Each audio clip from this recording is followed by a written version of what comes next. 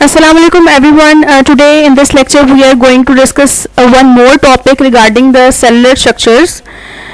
So आज हम बात करेंगे सेल मेम्ब्रेन की.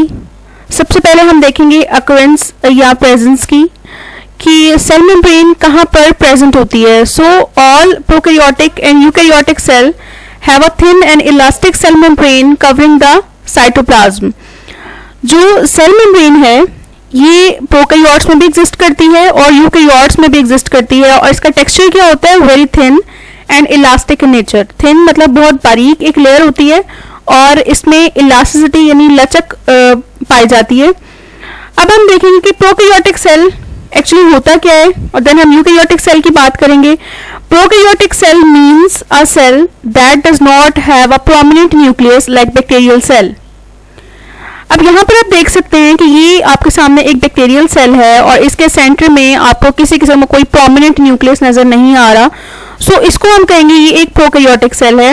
नेक्स्ट जब हम यूकैरियोटिक सेल की बात करते हैं तो यूकैरियोटिक सेल में प्रोमिनेंट न्यूक्लियस एग्जिस्ट करता है और एग्जाम्पल हम लेंगे यहाँ एनिमल और प्लांट सेल की. ये एक एनिमल सेल है और इस एनिमल सेल में ये सेंटर में न्यूक्लियस है, ठीक है, प्रोमिनेंट न्यूक्लियस एग्जिस्ट कर रहा है. और जब हम एनिमल प्लांट सेल की बात करेंगे तो प्लांट सेल के सेंटर में ऑलमोस्ट सेंटर में यहाँ पर न्यूक्लियस एग्जिस्ट कर रहा है. सो ये दोनों सेल्स क्या हैं, यूकैरियोटिक सेल और ये एक प्रोकैरियोटिक सेल है. और प्रोकैरियोटिक सेल में भी प्लाज्मा मेम्ब्रेन या सेल मेम्ब्रेन एग्जिस्ट करती है और एनिमल सेल और प्लांट सेल में भी सेल मेम्ब्रेन एग्जिस्ट करती है. उसके अलावा नेक्स्ट है फंक्शंस की हम बात करेंगे तो फंक्शंस हम देखेंगे. सेल मेम्ब्रेन का सबसे पहला फंक्शन है सेमी परमिएबल मेम्ब्रेन या सेमी परमिएबल बैरियर के तौर पर एक्ट करती है.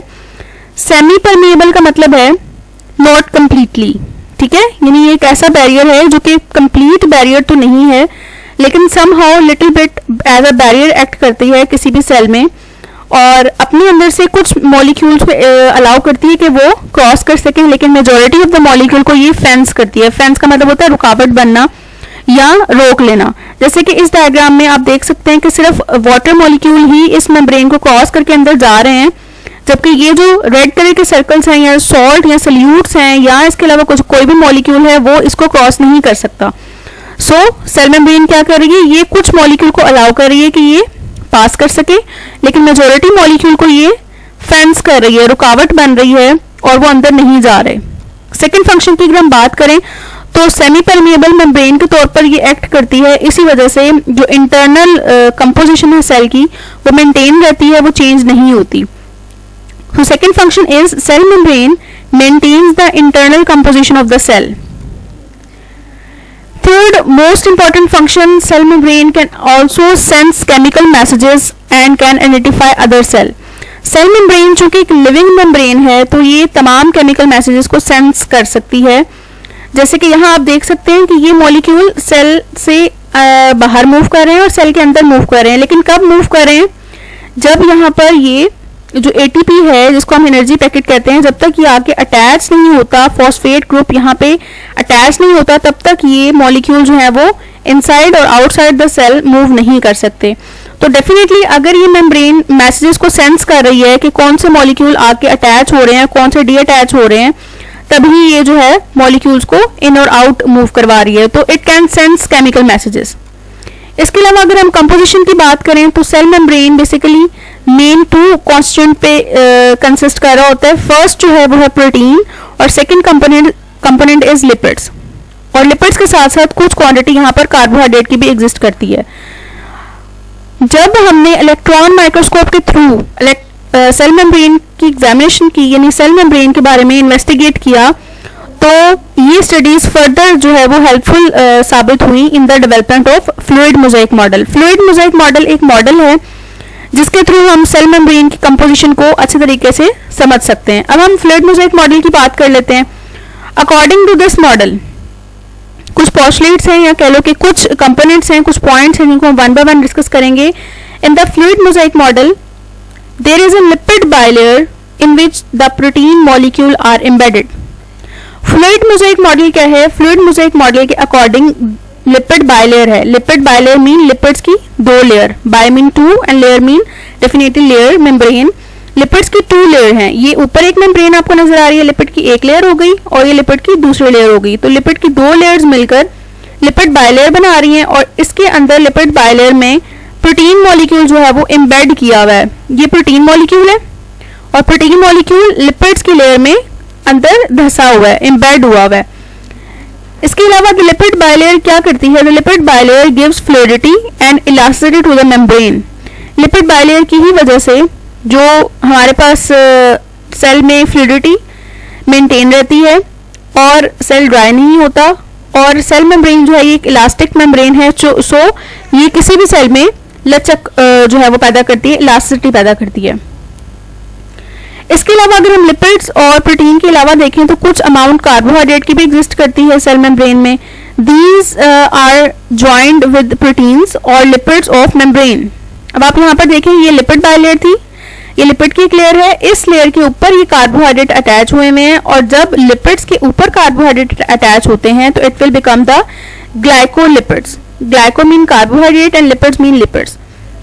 उसके अलावा ये है प्रोटीन जो एम्बेड हुई हुई है ना, तो ग्लाइकोप्रोटीन्स क्या हैं? जब कार्बोहाइड्रेट प्रोटीन के ऊपर अटैच होते हैं तो ग्लाइकोप्रोटीन्स बन जाती हैं। और अगर हम यूकैरियोटिक सेल की बात करें, eukaryotic cell means the cells that have the prominent nucleus inside, उनको हम कहेंगे यूकैरियोटिक सेल। तो यूकैरियोटिक सेल में कोलेस्ट्रॉल कंपोनेंट भी एसेंशियल है। कोलेस्ट्रॉल के कुछ मॉलिक्यूल्स भी इस सेल मेम्ब्रेन में अटैच हुए होते हैं। जैसे कि आप यहाँ देख रहे हैं कि ये हो गई लिपिड बायलेयर, लिपिड्स की 2 लेयर्स हैं, ये एक प्रोटीन है, ठीक है, और इस प्रोटीन के थ्रू ये वाटर मॉलिक्यूल जो है ये मूव कर रहे हैं सेल से।